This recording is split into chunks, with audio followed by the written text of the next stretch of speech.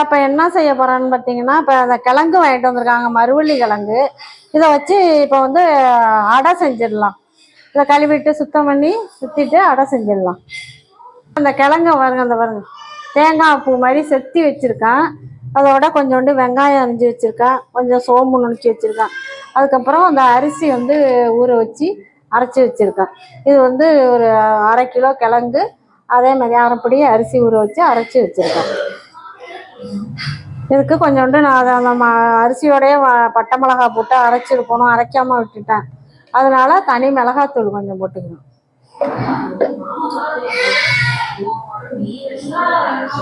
கொஞ்சோண்டு மஞ்சத்தூள். நீங்கள் செய்கிற போது அரிசியோடைய கொஞ்சோண்டு 4 பட்டை மிளகா, நம்ம காரத்துக்கு ஏற்ற மாதிரி 4 பட்டை மிளகாய் போட்டு அரைச்சிக்கணும். கொஞ்சோண்டு சோம்பு நுணுக்கி வச்சுருக்கோம், அதையும் போட்டுக்கலாம். உப்பு இதிலே தேவையான அளவு உப்பு போட்டு நம்ம அரைச்சிட்டு வந்தாச்சு. நல்லா வெங்காயம்,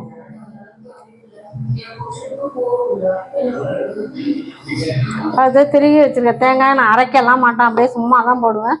சும்மா போட்டால் செம டேஸ்ட்டாகவும் நல்லா இருக்கும். நம்ம தேங்காய் திருவி போட்ட மாதிரி சூப்பராக இருக்கும். இதேமாரி நீங்களும் செஞ்சு பாருங்கள். இப்போ நம்ம கொல்லையில் போயிட்டு ஃப்ரெஷ்ஷான கருவேப்பிலை நான் ஒடிச்சிட்டு வந்திருக்கேன். இந்த கருவேப்பிலையிலையும் 2 கொத்து உருவி அதில் போட்டுக்கலாம்.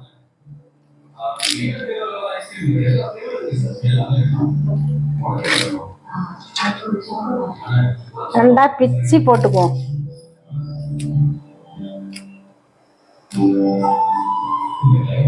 இவ்வளவுதான். இப்போ எல்லாத்தையும் சேர்த்து கலந்து பிசைஞ்சிடலாம்.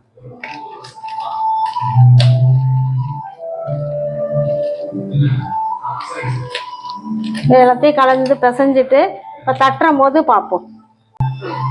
மாவெல்லாம் இப்போ பாருங்க, இந்த நல்லா கலந்துட்டேன். இப்போ நம்ம தோசைக்கல் வச்சுட்டு அடையை தட்டிக்கலாம்.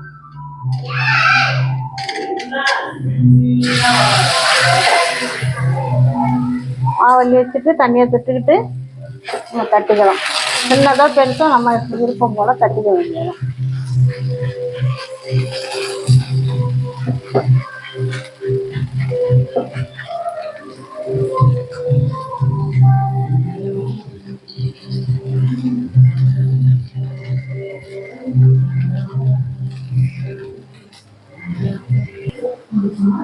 அந்த கிழங்கடை சுட்டாச்சு. சூப்பராக பச பசன்னு பஞ்சு மாதிரி நல்லா சூப்பராக இருக்குன்னு நான் சொன்ன மாதிரி நீங்களும் எல்லாம் சேர்த்து கலந்து செஞ்சு பாருங்கள். எப்படி இருந்ததுன்னு கமெண்ட்ல சொல்லுங்கள். அடுத்த வீடியோவில் பார்ப்போம். பாய்.